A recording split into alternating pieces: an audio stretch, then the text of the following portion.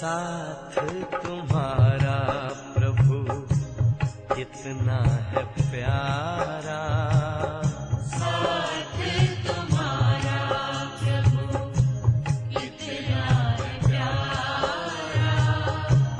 मिल गई मंजिल, मिल गया किनारा, मिल गया किनारा, साथ तुम्हारा प्रभु कितना है प्यारा, साथ तुम्हारा प्रभु।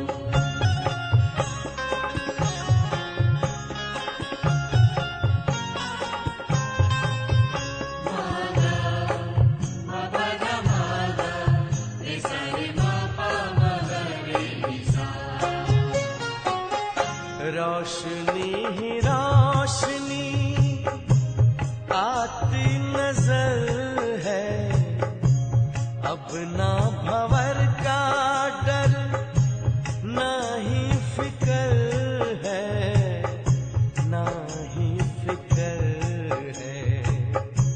हाथ में तेरे जब हाथ है हमारा, साथ तुम्हारा प्रभु कितना है प्यारा, साथ तुम्हारा प्रभु।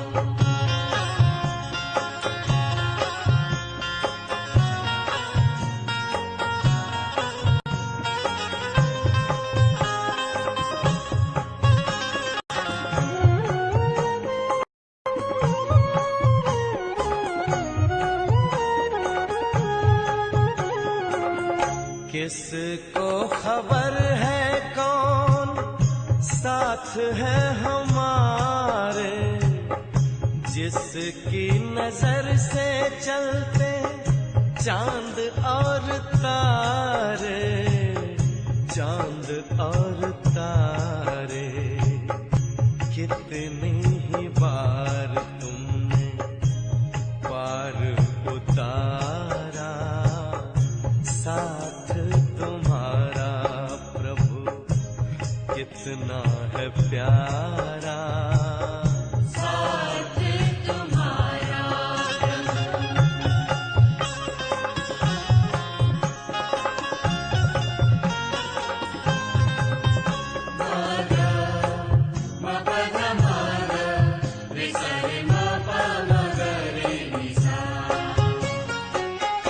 अपना गगन अब तो अपनी जमीन है, तू मिल गया तो फिर हमें क्या कमी है, हमें क्या कमी है। कितना हसीन लगता हर एक नजारा, साथ तुम्हारा प्रभु कितना है प्यारा, साथ तुम्हारा प्रभु कितना है प्यारा।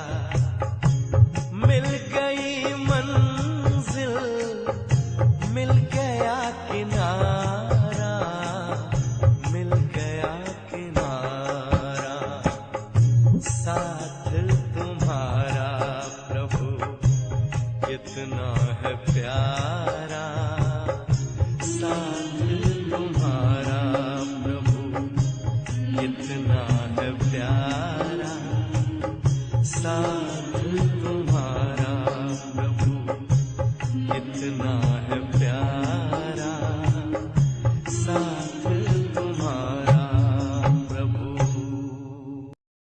ओम शांति। आज 7 दिसंबर 2021 की बाबा की मुरली है। आज बाबा हम मीठे बच्चों को कहते कि साफ दिल तो मुराद हासिल, इसलिए बाप से सच्ची सच्ची दिल रखनी है। एक बाप से सच्चा रहना है, क्योंकि दिल वाला एक बाप ही है और वो संगम पर आया ही है सबके दिल लेने के लिए। दूसरा बाबा ने कहा तुम बच्चों को सर्विस का उल्लास रहना चाहिए कि हम ये ज्ञान धन दान करते रहे। तीसरा बाबा ने कहा कि हमें अभी नया घर नई दुनिया में चलना है, तो नई दुनिया नए घर में चलने के लिए अपने को आत्मा समझना है और बाप को याद करना है। आज बाबा पूछ रहे हैं सतयुगी पद का मदार मुख्य किस बात पर है। सतयुगी पद का मदार मुख्य किस बात पर है। उत्तर है पवित्रता पर। मुख्य है ही पवित्रता। सेंटर पर जो आते हैं उनको समझाना है। क्या समझाना है। अगर पवित्र नहीं बनेंगे तो नॉलेज बुद्धि में ठहर नहीं सकती। योग सीखते सीखते अगर पतित बन गई तो सब कुछ मिट्टी में मिल जाएगा। अगर कोई पवित्र नहीं रह सकते तो भले क्लास में न आए, परवाह नहीं करनी है। जो जितना पढ़ेंगे पवित्र बनेंगे उतना धनवान बनेंगे। मीठे बच्चे, दिल वाला बाप आया है तुम बच्चों की दिल लेने, इसलिए साफ दिल बनो।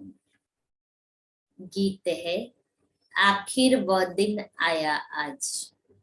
ओम शांति। रूहानी बच्चे जानते हैं कि अभी वह दिन फिर आया है। कौन सा। यह तो सिर्फ तुम बच्चे ही जानते हो कि भारत में फिर से स्वर्ग के आदि सनातन देवी देवता धर्म की स्थापना हो रही है, अर्थात लक्ष्मी नारायण का राज्य स्थापन हो रहा है। तो बच्चों को कितनी खुशी होनी चाहिए। कितनी खुशी होनी चाहिए कि मैं आत्मा लक्ष्मी नारायण बन रही हूं और बनाने वाला बाप स्वयं इस सृष्टि पर आए हैं ब्रह्मा तन में। जिस पतित पावन बाप को हम पुकारते हैं वह आया हुआ है। वही लिबरेटर गाइड है अथवा दुख हरता सुख करता है। एक बार लिबरेट किया फिर फंसे कैसे। बाबा ने एक बार तो लिबरेट अर्थात मुक्त कर दिया था, फिर कैसे फंसे ये किसको भी पता नहीं है। ऐसे पत्थर बुद्धि मनुष्यों को समझाने में कितनी मेहनत लगती है। ड्यूटी भी देखो कैसी रखी है। मूत पलीती कपड़ों को आकर साफ करो ना। बाबा को कैसी ड्यूटी दी है। कितनी आत्मा गंदी विकारी पतित कड़े संस्कारों वाली, और उसको आकर के फिर साफ करना, तो ये तो बहुत मेहनत का काम है। एक बार आत्मा और शरीर दोनों पवित्र तो देवताओं के ही हैं। रावण राज्य में शरीर तो किसका पवित्र हो न सके। शरीर तो पतित ही है। इन सब बातों को कोई जानते नहीं। करके आत्मा कुछ पवित्र है तो प्रभाव निकलता है, परंतु फिर भी पतित तो बनना ही है ना। बेहद का बाप पतित पावन आकर कहते हैं कि ये 5 विकार शैतान है, इनको छोड़ो। अगर मेरी नहीं मानेंगे तो तुमको धर्मराज तंग करेंगे। बाप की श्रीमत को नहीं मानेंगे तो फिर जब वो बाप धर्मराज बन जाएगा तो हमें अपने ही कर्मों की सजा मिलेगी। धर्मराज सजा नहीं देते हैं, हम ही अपने आप अपने कर्मों की सजाएं भोगते हैं। तुम ऑलमाइटी का कहना नहीं मानते हो तो धर्मराज बहुत कड़ी सजा देंगे। लौकिक दुनिया में भी जब बच्चे बाप का नहीं मानते हैं तो वो बाप का स्वरूप कैसा हो जाता है, रौद्र हो जाता है ना। क्या कह देते, तुम मेरे घर से चले जाओ, तुमको कुछ नहीं मिलेगा, तुमको मेरा नहीं सुनना है, मेरा नहीं मानना है। यहाँ भी बाबा बाप रूप में रोज हम बच्चों को मीठे बच्चे कह के समझाते हैं, लेकिन जब वो मीठे बच्चे सुनते ही नहीं है तो बाबा फिर अंत में तो धर्मराज बनेंगे ना।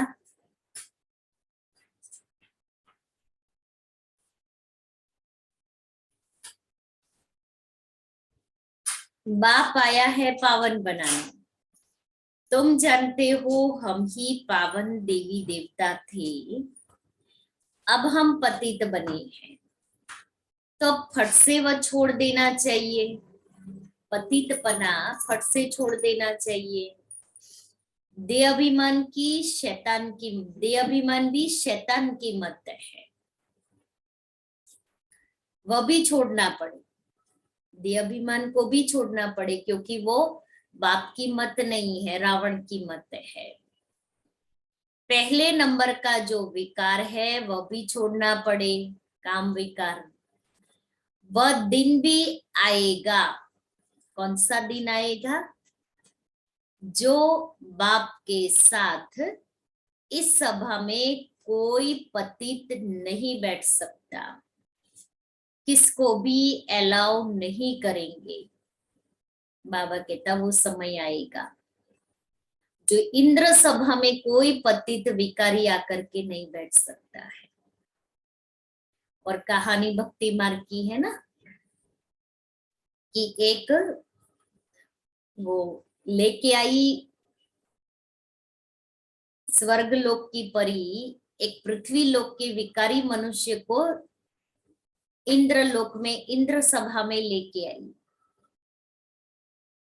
तो वो विकारों की बांस आई, तो इंद्र ने उसको श्राप दिया कि तुम पत्थर बन जाएगी। पत्थर अर्थात पत्थर बुद्धि मनुष्य बन जाते हैं। कि बाबा की जो सभा है वो पवित्र सभा है, बाबा पवित्रता का सागर है, और उस पवित्रता के सागर के सामने हम कोई विकारी आत्मा को ले जाते हैं तो उस विकारी आत्मा के विचारों के वाइब्रेशंस उस सभा में फैलते हैं, तो दूसरों का भी योग तोड़ने के निमित्त बनते हैं। इसलिए फिर ऐसी आत्माएं पत्थर बुद्धि बन जाती है। तो बाबा कहता अंत समय में ऐसा माना समय आएगा जो पवित्र ही आत्माएं सभा में होगी। मूत पलीती को निकालो बाहर, इंद्र सभा में आने नहीं देंगे, कितना भी करे ऐसे कायदे हो जाएंगे जो वो आत्मा चाहते भी नहीं आ सकेगी। फिर भल कोई कितना भी करोड़पति हो व क्या हो, सभा में आ न सके। बाहर में भल उनको समझाया जाता है, परंतु बाप की सभा में अलाउ नहीं किया जाता है।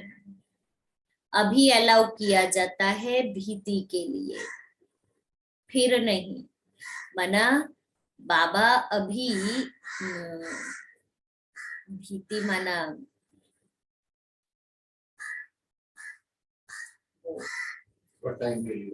थोड़े टाइम के लिए, और इमरजेंसी, और जो कहते हैं ना कि थोड़े टाइम के लिए बाबा ये सब अलाउ करेंगे कि हाँ, क्योंकि बाबा भी रहम दिल है ना, तो बाबा चाहता है कि बच्चे बाप के सच्चे बच्चे बन जाए, पवित्र बच्चे बन जाए। इसलिए थोड़े समय के लिए बाबा बच्चों को अलाउ करते हैं। बाबा फिर क्या कहे, अलार्म, भीति बना अलार्म, समय का अलार्म, कि बच्चे भी समझ जाए। फिर भी एग्जैक्ट वर्ड बताएंगे। अभी भी बाबा सुनाते हैं। बाबा कहता है बाहर कोई कैसी भी आत्मा है, बाहर में भल उनको समझाया जाता है, ज्ञान समझाए, परंतु बाप की सभा में अलाउ नहीं किया जाता, क्योंकि बाबा ये पवित्र आत्माओं की सभा है। अब बाबा मिलन के लिए पवित्र आत्माओं को ही, वो ही आत्माएं जा सकते बाबा मिलन के लिए। अभी भी बाबा सुनते हैं, कोई पतित आकर बैठे हैं तो बाबा को अच्छा नहीं लगता है। ऐसे बहुत है जो छिपकर आकर बैठते हैं। ऐसे ऐसे को बहुत सजा खानी पड़ेगी। कैसे कैसे को? जो इंद्र सभा में आकर के छिप करके बैठते हैं, अपना सच्चा सच्चा चार्ट नहीं सुनाते हैं बाबा को, तो एक तो डबल सजा। एक तो छिप करके बैठे, तो छिपाना वो भी विकर्म है, और फिर अपवित्र है, तो अपवित्र आत्मा के अंदर वैसे भी कुछ नहीं जाएगा। क्योंकि वैसे भी कहते हैं कि शेरनी का दूध सोने के बर्तन में रहता है, अर्थात बुद्धि इतनी पवित्र हो तो ये बाबा के ज्ञान रतन बुद्धि में बैठेंगे। जो कल बाबा ने कहा था, ज्ञान का एक रतन भी तुम्हारी बुद्धि को पलटा सकता है। तो वो एक रतन जब बुद्धि में बैठेगा, पवित्र बुद्धि में, तो आत्मा का जीवन बदल जाएगा। ऐसे ऐसे को बहुत सजा खानी पड़ेगी। मंदिरों टिकाणों में स्नान करके जाते हैं, बिगर स्नान कोई जाते नहीं होंगे। वह है स्थूल स्नान, यह है ज्ञान स्नान। इससे भी शुद्ध होना पड़ेगा। कोई मांसाहारी भी आ नहीं सकते।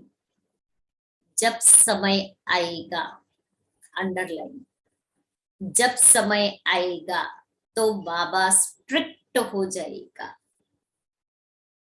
अभी तो बहुत कुछ चला लेते हैं बाबा, लेकिन आगे आएगा समय, ऐसा आएगा कि कोई अपने आप ही नहीं आ पाएंगे। वो लोग अपने आप ही नहीं आ पाएंगे, कंडीशन देख करके। हाँ, जो क्राइटेरिया है ना, उसमें वो फिट ही नहीं बैठेंगे। जैसे कहीं जॉब लेने जाओ तो क्राइटेरिया होता है ना, उस क्राइटेरिया वाले व्यक्ति ही उस जॉब के लिए अप्लाई कर सकते हैं। ऐसे ही आगे जाकर के नियम मर्यादाएं ऐसी हो जाएगी जो हम खुद ही समझ सकेंगे कि ये हमारे लिए नहीं है। जैसे कम्युनिटी चल रही है, वो ऐसी मूली आ जाएगी, पता ही नहीं पड़ेगा। इसके अंदर सारा एक्सप्लेनेशन मिल जाएगा सबको, और अनायास होगा सबको। ड्रामा अनुसार फिर दादिया भी तो सूक्ष्म में काम करेगी ना। मैंने कहा है, माना होगा बस। हाँ, सब होगा। बाबा का वर्षन्स कभी फेल नहीं हो सकता है। दुनिया में देखो भक्ति का कितना जोर है। जो अधिक शास्त्र पढ़ते हैं वह शास्त्री का लकब लेते, लकब माना टाइटल। तुम अब संस्कृत आदि सीख कर क्या करेंगे? अब बाप तो कहते हैं कि सब कुछ भूल जाओ, सिर्फ एक बाप को याद करो तो तुम पवित्र बन विष्णुपुरी के मालिक बन जाएंगे। जब इस बात को अच्छी रीति समझ जाएंगे तो ये शास्त्र आदि सब भूल जाएंगे। यह जो पढ़ाई पढ़कर बैरिस्टर आदि बनते हैं, उन सब से ऊंच पढ़ाई यह है जो परमात्मा नॉलेजफुल आकर पढ़ाते हैं। उनको कहते भी है पतित पावन आओ, परंतु यह नहीं जानते कि हम पतित हैं। बाबा तो ये समझाते रहते हैं, सत्युग को कहते हैं राम राज्य, कलयुग को कहते हैं रावण राज्य। इस समय सब पतित है। पावन देवी देवताएं तो मंदिरों में पूजे जाते हैं और उनके आगे पतित जाकर माथा टेकते हैं। इससे सिद्ध हुआ कि वह पवित्रता में सबसे ऊंचे हैं, सन्यासियों से भी ऊंचे हैं। सन्यासियों का मंदिर थोड़ी बनता है। अब जब तमो प्रधान भक्ति में चले गए हैं तब फिर उनका चित्र रखते हैं, जिसको गुरु बनाएंगे उसका चित्र फोटो मंदिर में रखेंगे। उसको कहा जाता है तमो प्रधान भक्ति। मनुष्यों की पूजा 5 तत्वों की पूजा। जब सतो प्रधान भक्ति थी तो एक की पूजा होती थी, उसको कहा जाता है अव्यभिचारी भक्ति। देवताओं को भी ऐसा उसने ही बनाया है, तो पूजा भी होनी चाहिए एक की। परंतु यह भी ड्रामा बना हुआ है। सतो प्रधान सतो रजो तमो में आना ही है। यहाँ भी ऐसे है, कोई सतो प्रधान बन जाते, कोई सतो, कोई रजो, कोई तमो। सत्युग में फर्स्ट क्लास सफाई रहती है, वहां शरीर का तो कोई मूल्य रहता ही नहीं। बिजली पर रखा और खलास, वहां इलेक्ट्रिसिटी होगी। इसलिए वो रिहर्सल अभी होती है ना, ऐसे नहीं हड्डियां कोई नदी आदि में डालेंगे, इकट्ठा करते ना हड्डियां, अस्थि कुंभ, फिर वो जाके नदी में पधरामणी करते। ऐसे भी नहीं शरीर को कहाँ उठाकर ले जाएंगे, यह तकलीफ की बात होती नहीं। यहाँ तो चाणोद ले जाएंगे, हाँ सबको ले जाते हैं ना उठा करके, बाबा कहता वहां नहीं होगा। बिजली में डाला खलास। वहां तो क्या है, चंडाल को जाकर के मैसेज दे देंगे, वो आकर के शरीरों को ले जाएगा। और वही, और वो कोई विधि विधि तो होती नहीं है वहां, कोरोना में भी बिजली पर रखा और खलास। कोरोना में कईयों का हुआ, बॉडी मिला ही नहीं, सीधा ही जगह दिया कुछ उन्होंने, नहीं, सरकार ने। सीधा हाँ, वो हॉस्पिटल से सीधा स्मशान में। ये तो ठीक है, कईयों को तो गंगा नदी के किनारे में कितना डाल दिया था जमीनों में।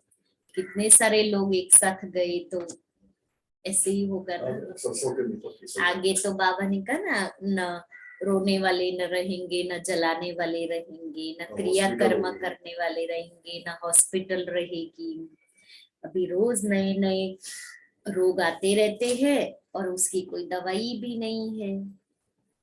अभी भी ऐसे है, एक पूरा होगा दूसरा पैदा हो जाएगा, दूसरा होगा तो तीसरा हो जाएगा। क्यों? क्योंकि अभी अंतिम समय में अभी सब स्पीड से काम चलेगा, क्योंकि 90% सृष्टि का जो चक्र है ना वो एक साइड हो गया है, तो भारी हो गया है ना, तो जो कम है ना वो स्पीड से चलेगा। इसलिए समझ लो कि जो कुछ होगा ना वो सब स्पीड से होगा। जितनी भी इन्वेंशन आएगी ना वो स्पीड से आएगी और स्पीड से चली भी जाएगी। बीमारियां आएगी और चली भी जाएगी, और नया नया पैदा भी होता रहेगा, नई नई बीमारियां भी। मनुष्य भी जन्मेंगे और उतने ही स्पीड से चले भी जाएंगे। तो अभी टोटल ये सृष्टि का जो चक्र है, और इस सृष्टि चक्र में जितनी भी बातें आती हैं वो सब उसी स्पीड से चलेगी। जैसे आजकल इंटरनेट स्पीड से चाहिए, व्हीकल का वो स्पीड चाहिए, और स्पीड के लिए सारी कंपनीज कुछ न कुछ उसमें नया नया करते रहते हैं, रिफाइन होता रहता है। लेकिन ये सारी रिफाइननेस सत्युग के लिए हो रही है, क्योंकि उन लोगों की बुद्धि चलेगी तभी तो सत्युग में मिनट मोटर वाला काम होगा ना।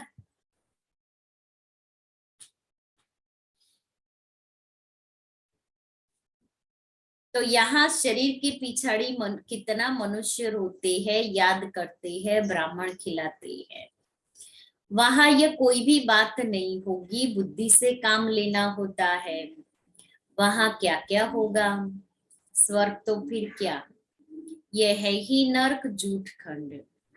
तब गाया हुआ है झूठी माया झूठी काया, झूठा सब संसार। गवर्नमेंट कहती है गौकोश बंद करो, उन्हों को लिखना चाहिए पहला यह कोष है बड़ा भारी, एक दो पर काम कटारी चलाना, यह कोष बंद करो, यह काम महाशत्रु है। आदि मध्य अंत दुख देते हैं, उस पर जीत पहनो। तुम पवित्र बनो तो पवित्र दुनिया के मालिक बनेंगे। वहां देवताओं का न्यू ब्लड है, वह कहते हैं बच्चों का न्यू ब्लड है, परंतु यहाँ नया ब्लड कहाँ से आएगा? पुराना, यहाँ पुराना ब्लड है। सत्युग में जब नया शरीर मिलेगा तब न्यू ब्लड होगा, तब नया ब्लड भी होगा। ये शरीर भी पुराना तो ब्लड भी पुराना। अब इनको छोड़ना है और पावन बनना है। सो तो बाप के सिवाय कोई बना न सके।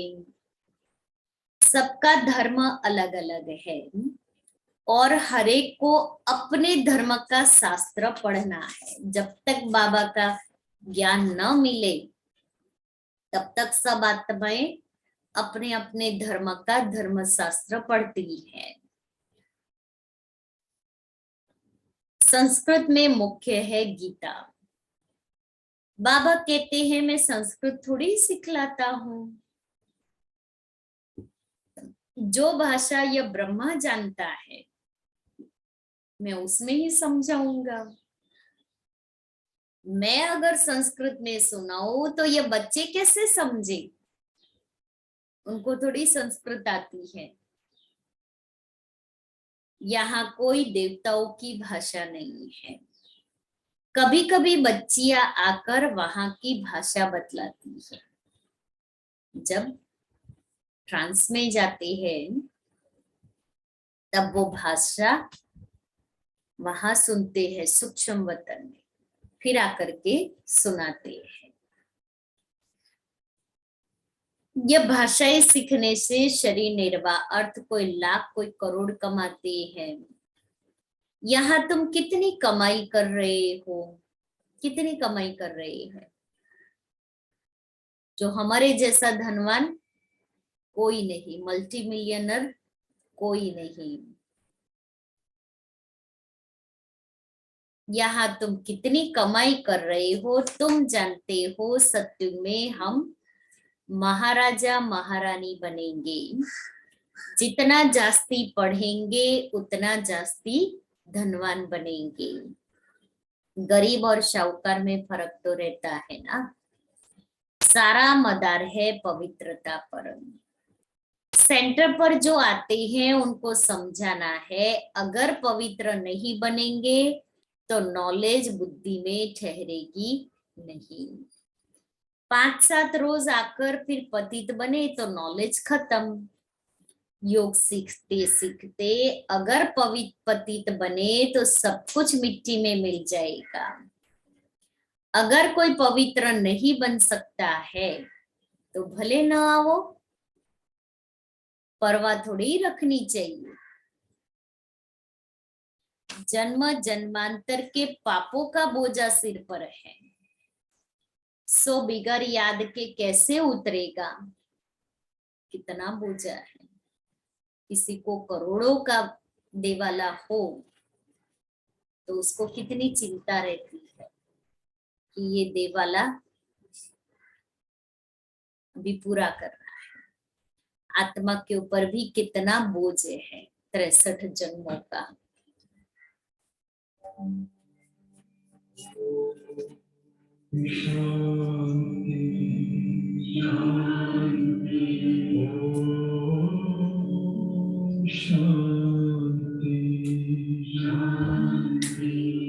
अंतर मन में ज्योति जगा लो, होगा दूर अंधेरा।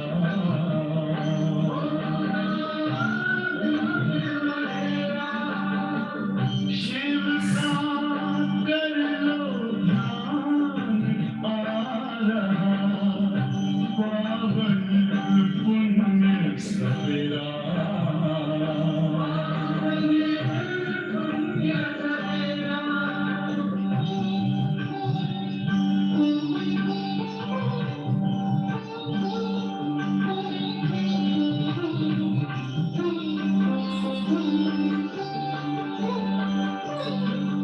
तुम हो कौन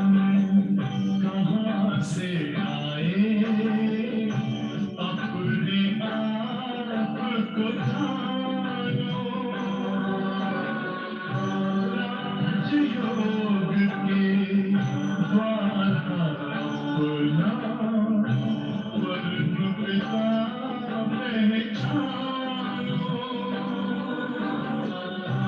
इसी राजपथ पर चलकर तुम पालो अपना बसेरा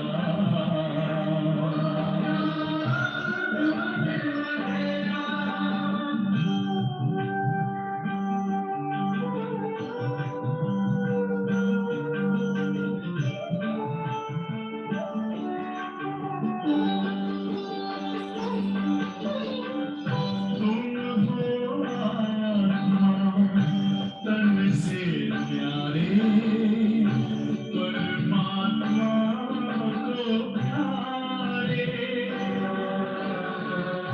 दिव्य गुणों को धारण करके योगी बनो दुलारे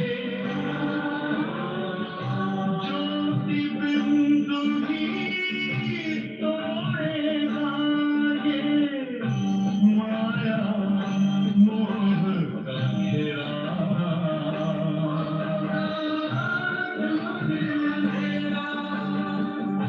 अंतर मन में ज्योति जगा लो होगा दूर अंधेरा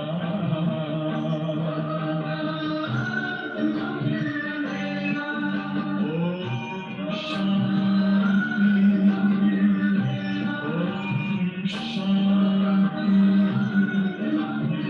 ओम शांति।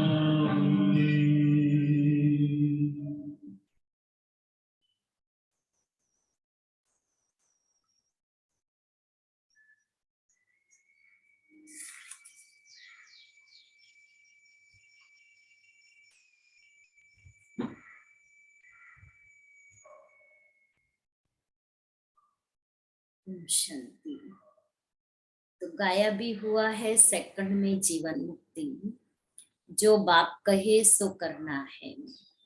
सारी दुनिया बुलाती है हे पतित पावन आओ, हम पतित है परंतु पावन कोई बनते ही नहीं है, तो वापिस भी कोई जा नहीं सकते। वे लोग ब्रह्म को परमात्मा समझ याद करते हैं। ये ज्ञान ही किसको नहीं है कि परमात्मा क्या है। ब्रह्म कोई परमात्मा नहीं है, न ब्रह्म में कोई लीन हो सकता है। फिर भी पुनर्जन्म में तो सबको आना ही है, क्योंकि आत्मा अविनाशी है। वह समझते हैं बुद्ध वापस चला गया, परंतु उसने जो स्थापना की तो जरूर पालना भी करेंगे। तो स्थापना करके छोड़ थोड़ी देंगे। हर धर्म पिता धर्म की स्थापना करते हैं, उसके बाद में उसकी पालना भी करते हैं, वृद्धि भी करते हैं। नहीं तो पालना तब कौन करेंगे? वह वापस कैसे जा सकते हैं? धर्म पिता कैसे वापस जाएंगे? पालना फिर कौन करेगा? तो उन तक रहना ही पड़ेगा आपको। जब तक मना ऐसे है कि जब तक वो स्थिर नहीं हो जाए, कुछ उस सेटल नहीं हो जाए, हम अपनी भाषा में कहे, तब तक मना सूक्ष्म में भी वो आत्माएं उस धर्म की पालना तो करती ही है। धर्म पिता आकर के परकाया प्रवेश करके धर्म की स्थापना करते हैं, उसके बाद में उस धर्म की वृद्धि करते हैं। और उस समय जो आवश्यकता थी मनुष्य के जीवन में, उसी बात का वो ज्ञान देते हैं, उपदेश देते हैं, और वही फिर धर्म शास्त्र के रूप में बाहर आते हैं। थमाने के लिए उसको अंत तक रहना पड़ता है। हाँ, झगड़ा ये वो गांधी सब थमाने के लिए उनको अंत तक रहना। तो तुम ऐसे थोड़ी कहते हो कि हम मुक्ति में जाकर बैठ जाए, परम धाम में जाकर बैठ जाए। तुम जानते हो हम अपना धर्म स्थापन कर रहे हैं, फिर पालना भी करेंगे। वह पावन धर्म था, अब पतित बन पड़े हैं। आएंगे भी वही जो इस धर्म के होंगे। देवी देवता धर्म की जो आत्माएं होगी वही आएगी। यह कलम लग रहा है। सबसे मीठे ते मीठा जाड़ है यह देवी देवता धर्म का। इसकी स्थापना का कार्य हो रहा है। शास्त्र आदि जो भी बनाए हैं सब है भक्ति मार्ग के लिए। एक बाबा का ही गायन है जो आकर मनुष्य से देवता बनते हैं, देवता बनाते हैं। तो ऐसे बनाने वाले बाप को कितना अच्छी रीति याद करना चाहिए। यह भी जानते हैं ड्रामानुसार भक्ति मार्ग को चलना ही है। वास्तव में सर्व का सद्गति दाता एक है, तो पूजा भी एक की करनी चाहिए। देवी देवता जो सतो प्रधान थे वह 84 जन्म भोग तमो प्रधान बने हैं। अब फिर सतो प्रधान बनना है। सो सिवाय बाबा की याद के बन न सके। एक ही उपाय, एक ही रास्ता, याद। क्योंकि नंबर 1 सब्जेक्ट यही है, बिगर याद के कुछ नहीं। हम लौकिक दुनिया में भी कुछ भी करना है, क्या करते हैं? याद करते हैं। कैसे? मनुष्यों को याद करेंगे, चीज वस्तुओं को, पदार्थों को याद करेंगे, तो उस याद को ट्रांसफर करना है बाबा की याद में। हर कर्म बाबा की याद में करना है। हर कर्म करने से पहले याद करना है, बाबा का आह्वान करना है, बाबा को बुलाना है, आ जाओ बाबा। तो बाबा अगर दिल से हम बुलाए और बाबा ना आए, ये तो हो नहीं सकता है। इसलिए बाबा कहता है सो सिवाय बाप की याद के हम सतो प्रधान बन नहीं सकते। न किसी में बनाने की ताकत है सिवाय बाप के। याद भी एक को ही करना है, एक को ही याद करना है। यह है अव्यभिचारी याद, एक को याद करना। अनेकों को याद करना यह है व्यभिचारीपना। सबकी आत्मा जानती है कि शिव हमारा बाबा है, इसलिए सब तरफ जहां भी देखो शिव को पूजते हैं। देवी देवताओं के आगे भी शिव को रखा है। वास्तव में देवताएं तो पूजा करते नहीं है। गायन भी है, दुख में सिमरण सब करे, सुख में करे न कोई। फिर देवताएं पूजा कैसे करेंगे? वह है रॉन्ग। झूठी महिमा थोड़ी दिखानी चाहिए।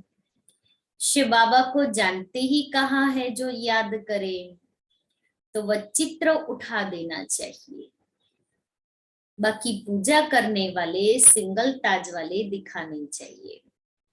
साधु संत किसको भी लाइट का ताज नहीं है, इसलिए ब्राह्मणों को भी लाइट का ताज नहीं दिखा सकते हैं। जिनका ज्ञान तरफ पूरा ध्यान होगा वह करेक्शन भी करते रहेंगे। अब भूल तो कोई बना नहीं है, भूले होती ही रहती हैं। त्रिमूर्ति का चित्र कितना अच्छा है, या बाप या दादा।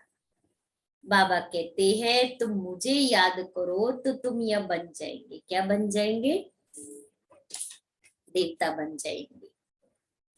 देही अभिमानी बनना है। आत्मा कहती है मेरा तो सिवाय एक बाप के और किसी में भी ममत्व नहीं है। हम यहाँ रहते भी शांति धाम और सुख धाम को याद करते हैं। अभी दुख धाम को छोड़ना है, परंतु जब तक हमारा नया घर तैयार हो जाए तब तक पुराने घर में रहना है। नए घर में जाने लायक बनना है। आत्मा पवित्र बन जाएगी तो फिर घर चली जाएगी। कितना सहज है। मूल बात है ही यह समझने की कि परमात्मा कौन है और ये दादा कौन है। बाप इन द्वारा वर्षा देते हैं। बाबा कहते हैं बच्चे मन मना भव, मुझे याद करो तो तुम पावन देवता बन जाएंगे सतयुग में। बाकी उस समय मुक्ति धाम में रहते, बाकी सब आत्माएं परम धाम मुक्ति धाम, बाकी जिसका पार्ट है वो सतयुग में आएंगे। सभी आत्माओं को शांति धाम में ले जाने वाला बाप ही है कितना सहज। बच्चों को बहुत खुशी होनी चाहिए, दिल बड़ी साफ होनी चाहिए। कहा जाता है दिल साफ तो मुराद हासिल, कि सच्ची दिल है तो जो संकल्प करते हैं वो पूरा होता है। दिल आत्मा में है, सच्चा दिलवर आत्माओं का बाप है। दिल लेने वाला दिल वाला बाप को कहा जाता है। इसलिए दिल एक से लगानी है। अनेकों से दिल लगाएंगे तो दिल टूटती जाएगी, होगा ना ऐसे। इसलिए वो गीत है ना, दिल के टुकड़े हुए हजार, एक यहाँ गिरा एक वहां गिरा। तो हमें अपने दिल के टुकड़े नहीं करने हैं, हमें अपनी दिल को एक से ही लगाना है। सभी की संगम पर वह आते ही है सबकी दिल लेने के लिए। सभी की संगम पर आकर दिल लेते हैं। आत्माओं की दिल लेने वाला है परमात्मा, मनुष्यों की दिल लेने वाले है मनुष्य। रावण राज्य में सब एक दो की दिल को खराब करने वाले हैं। इसकी बात उसको सुनाएंगे, उसकी बात इसको सुनाएंगे, एक दूसरे के लिए दिल खराब कर लेंगे। तुम बच्चों को कल पहले भी इस त्रिमूर्ति के चित्र पर समझाया है, तब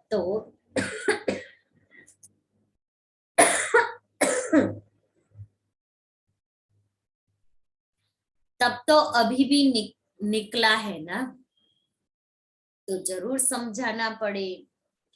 अभी कितने चित्र निकले हैं समझाने के लिए। सीढ़ी कितनी अच्छी है, फिर भी समझते नहीं। अरे भारतवासी, तुमने ही 84 जन्म लिए हैं, यह भी अंतिम जन्म है। हम तो शुभ बोलते हैं, अंतिम जन्म है तो लोगों को ये लगता है ना कि ये तो मरने की बात कर रहे हैं। बाबा कहता है हम तो शुभ बोलते हैं। क्यों अंतिम जन्म? क्योंकि इसके बाद तो नई सुख की दुनिया आने वाली है। अभी हम दुख की दुनिया में रह रहे हैं, इसलिए हम शुभ बोलते हैं। तुम ऐसे क्यों कहते हो कि हमने 84 जन्म नहीं लिए हैं? तो तुम स्वर्ग में आएंगे ही नहीं, फिर भी नरक में आएंगे। स्वर्ग में आना चाहते ही नहीं है। भारत ही स्वर्ग बनना है, यह तो हिसाब है समझने का। महारथी अच्छी तरह समझा सकते हैं, सर्विस करने का उल्लास रहना चाहिए। हम जाकर किसको दान दे? ज्ञान का दान देवे। धन होगा ही नहीं तो दान देने का ख्याल भी नहीं आएगा। पहले पूछना चाहिए कि क्या आश रख करके आए हो। दर्शन की यहाँ बात नहीं। कोई समझे कि हम वहां दर्शन करके आते हैं, तो बाबा कहता दर्शन की बात नहीं। बेहद के बाप से बेहद का सुख लेना है। दो बाप है ना, बेहद के बाप को सब याद करते हैं। बेहद के बाप से बेहद का वर्षा कैसे मिलता है, सो आकर समझो। यह भी समझने वाले ही समझेंगे। राजा ही लेने वाला होगा तो जट समझ जाएगा। यह तो बाप कहते हैं घर बैठे कामकाज करते सिर्फ बाबा को याद करो, तो याद करने से ही पाप मिट जाएंगे। बाबा कोई तकलीफ नहीं देता है, सिर्फ चलते फिरते उठते बैठते याद करो। अच्छा, मीठे मीठे सिके लेते बच्चों प्रति माता पिता बाप दादा का याद प्यार और गुड मॉर्निंग। रूहानी बाप की रूहानी बच्चों को नमस्ते। हम रूहानी बच्चों की रूहानी बाप दादा को याद प्यार गुड मॉर्निंग और नमस्ते। धारणा के लिए मुख्य सार, कभी भी एक दो की दिल खराब नहीं करनी है। मना कोई उल्टी सुल्टी बातें सुना करके एक दो की दिल खराब नहीं करेगी। सर्विस का उल्लास रखना है। ज्ञान धन है तो दान जरूर करना है। दूसरा है नए घर में चलने के लिए स्वयं को लायक बनाना है। आत्मा को याद के बल से पावन बनाना है। वरदान है स्वस्थिति द्वारा सर्व परिस्थितियों को पार करने वाले निराकारी अलंकारी भव। जो अलंकारी है वे कभी देह अहंकारी नहीं बन सकते। निराकारी और अलंकारी रहना यही है मनमना भव मध्याजी भव। निराकारी माना मनमना भव, अलंकारी माना मध्याजी भव। क्योंकि मध्य में जो विष्णु है ऐसा हमें बनना है, लक्ष्मी नारायण जैसा, इसलिए मध्याजी भव। तो वो हमारा लक्ष्य है। तो लक्ष्य को याद करना है। और मन मना भव मना निराकार। मैं निराकार आत्मा हूं और मेरा बाबा भी निराकार है। तो मैं अपने को आत्मा समझ करके बिंदु बाप को याद करूं। तो ऐसी जब स्वस्थिति में सदा स्थित रहते हैं तो सर्व परिस्थितियों को सहज ही पार कर लेते। इससे अनेक पुराने स्वभाव संस्कार समाप्त हो जाते हैं। स्व में आत्मा का भाव देखने से भाव स्वभाव की बातें समाप्त हो जाती हैं और सामना करने की सर्व शक्तियां स्वयं में आ जाती हैं। श्लोगन है संकल्प का एक कदम आपका तो सहयोग के 1000 कदम बाप के। तो मुझे संकल्प का एक कदम उठाना है, फिर तो बाबा बैठे ही है मदद के 1000 कदम के लिए। आज का स्वमान मैं निराकारी निर्विकारी निरहंकारी।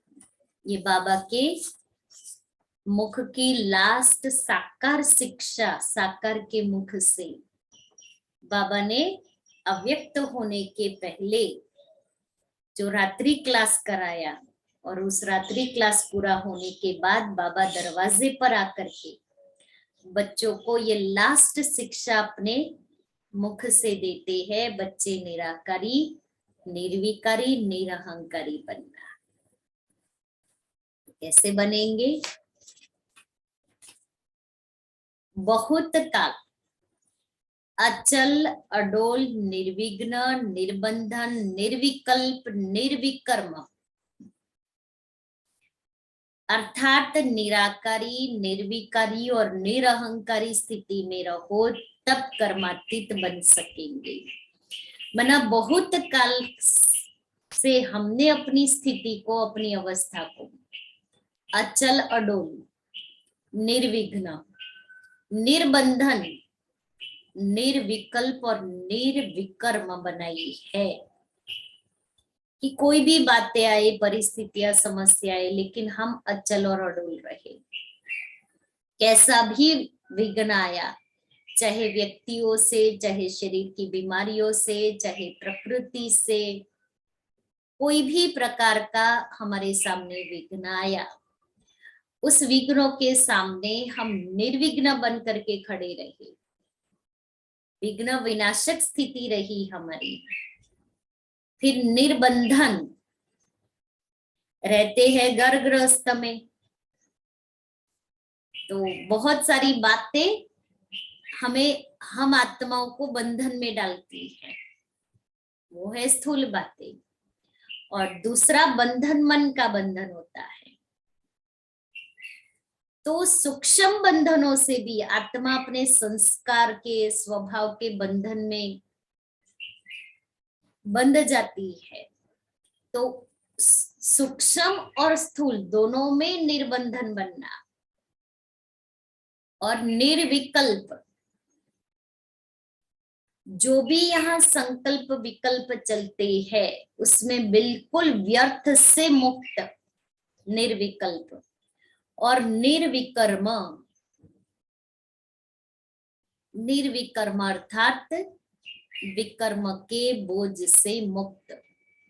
कोई भी प्रकार के विकर्म आत्मा नहीं करेगी, श्रीमत पर चलती रहेगी। तो वही स्थिति बाबा ने कहा, निराकारी, निर्विकारी और निरहंकारी। तो अभी बहुत काल का अभ्यास, बहुत काल की लंबे समय की ये स्थिति हमें कर्मातीत बनाएगी।